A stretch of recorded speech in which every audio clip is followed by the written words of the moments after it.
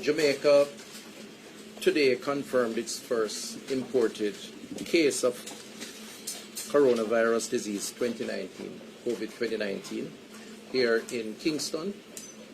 The patient is a Jamaican female who had traveled from the United Kingdom, which, as you know, has cases of COVID-19.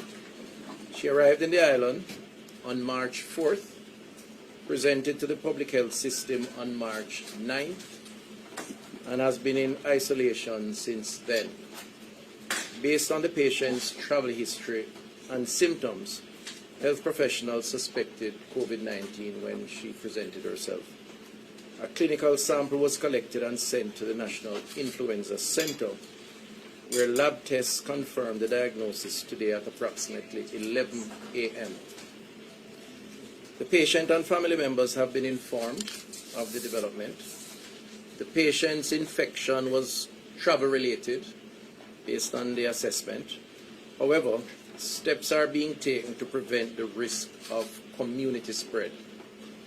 These measures include the dispatch of a health team to the home of the patient for assessment and initiation of public health measures, the identification and contact tracing for all possible exposed persons, meeting of ministry officials with members of staff at the hospital, and the necessary interventions that are required to be put in place.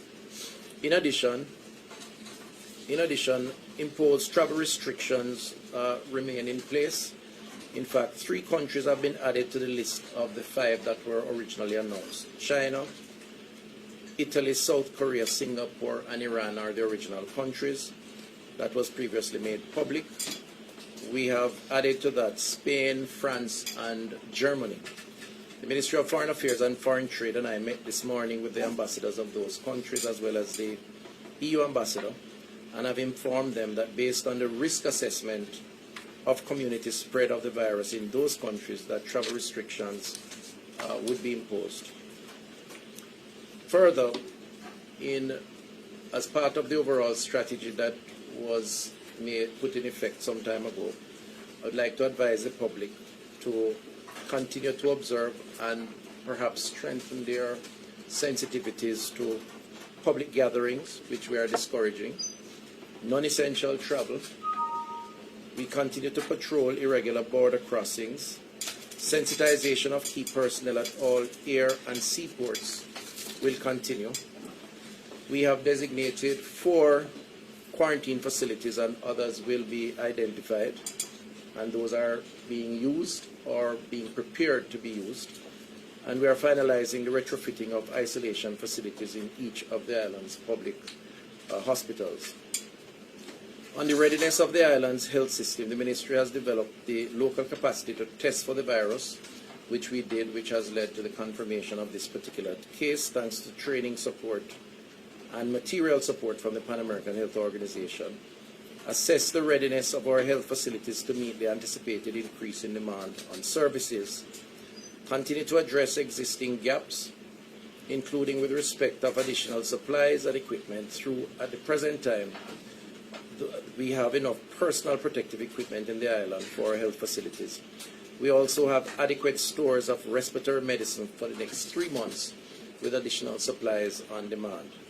And we continue, of course, to train our public health caregivers in the event that they are required to support persons who are so affected.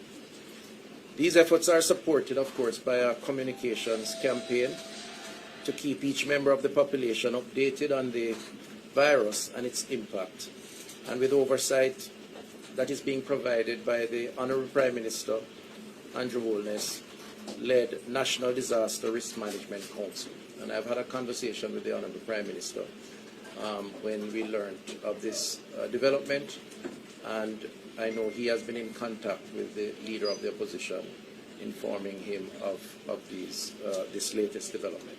So we're taking an whole of society approach with our national leaders fully informed.